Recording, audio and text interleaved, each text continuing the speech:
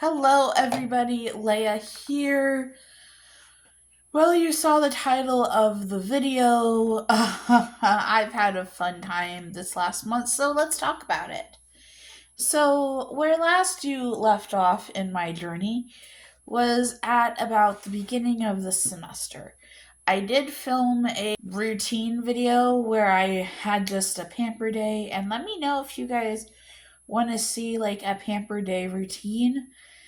Just because I think it's important that when people have chronic illness, we don't really talk about spa day and taking time to pamper ourselves. And that's why I did it. But then I was like, I don't want to post another flop. Also, my computer stopped working and I couldn't bring myself to edit with Power Director. So I was just kind of didn't want to make videos, but also I just didn't have time. I was in two classes, which three classes is full time at the graduate level. So I was in two classes, and boy, were those two classes a lot. From the end of September through the middle of October, I was just super, super busy. I had a hard time blocking out moments for rest because I felt guilty that I wasn't doing more reading, that I wasn't working on homework. And this continued until, like I said, about the middle of October when um, the 8 week class ended. And then after the 8 week class ended, what happened was that I was severely behind in the 16-week class, and so I spent basically another month getting caught up. And by the time I got caught up and everything was taken care of, it was the week of Thanksgiving. I wanted to learn a new skill, so I actually made an animated video just because I wanted to do something that I could consider silly time, if that makes sense. I consider these videos to be of a certain quality and that there needs to be a certain level of research. Also, really nothing was going on with my health to do a low research video. And so I just kind of didn't do anything with YouTube. And then the week, basically, the second my classes ended, so my class ended on Monday night, and Tuesday morning I woke up with a sore throat. And it was like an unbearably sore, painful sore throat. And throughout basically the next 2.5 or 3 weeks, I was sick every day. I think I took 8 or 12 hours of sick time over the course of several weeks. I was working from home because of the fact that I was coughing so hard.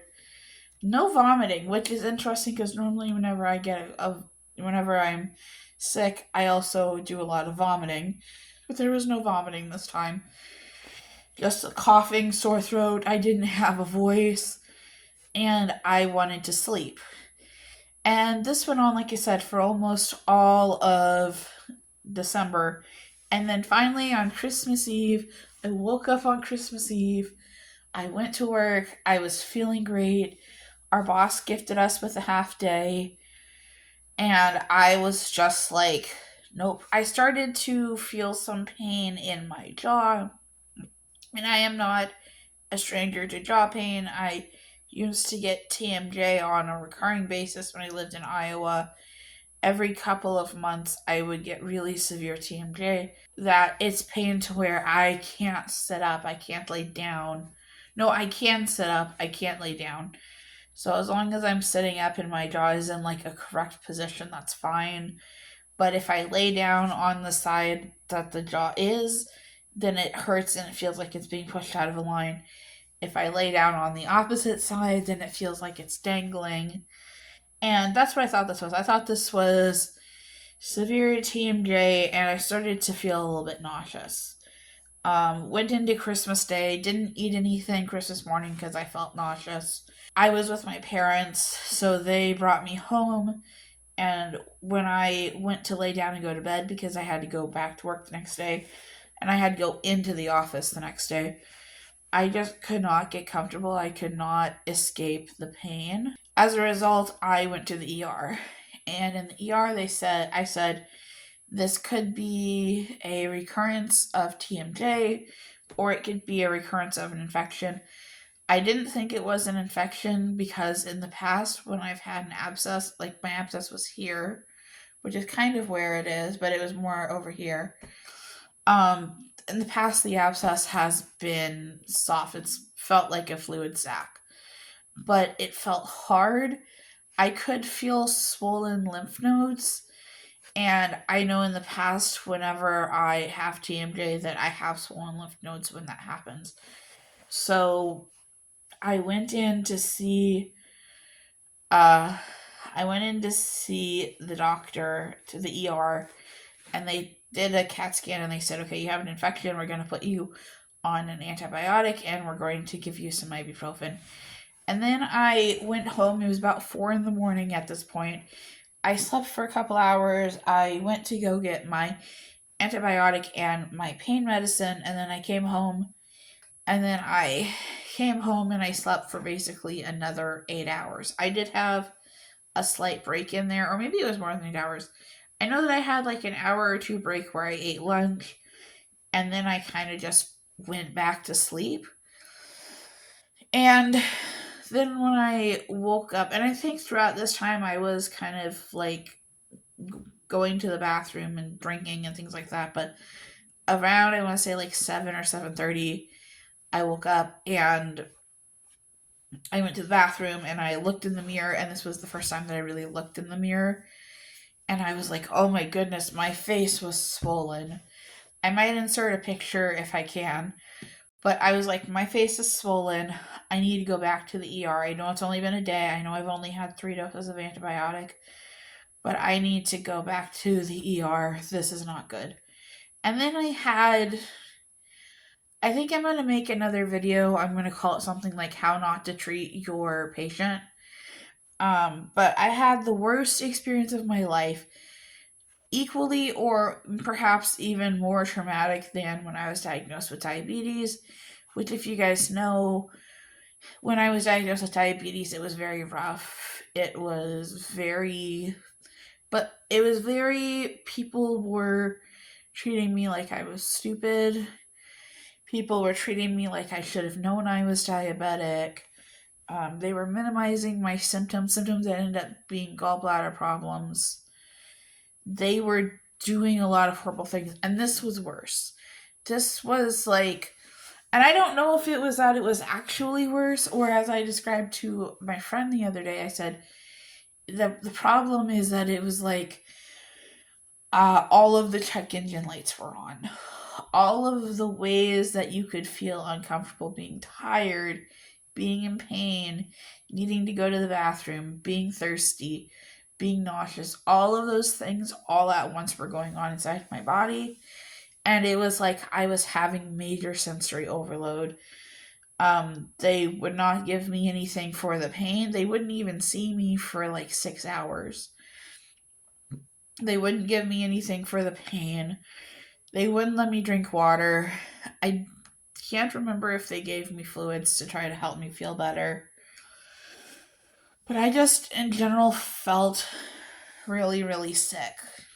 And I, yeah. The ER doc took one look at me and was basically like, I need to do some tests, but I think you're staying. And they repeated the CT, and the CT findings showed that there was an increase in the infection. I had high levels of lactic acid, so that showed that my body was stressed.